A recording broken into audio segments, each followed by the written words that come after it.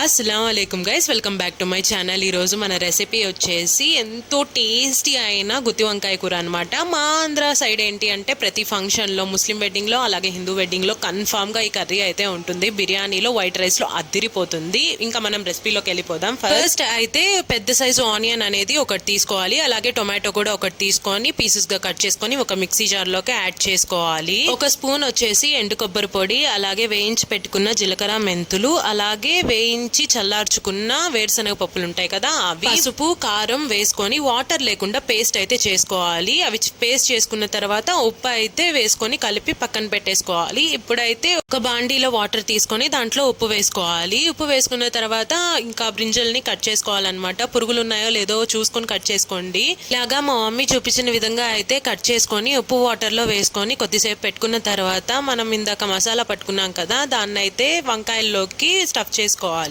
నాకైతే ఈ వీడియో తీస్తున్నప్పుడు కొద్దిగా లెంత్ ఎక్కువ అయిందండి, అందుకనేసి పార్ట్ 2గా పెడతాను అంతే. ఇంకా వీడియో నచ్చినట్లయితే లైక్ చేయండి. Bye, thank you so much.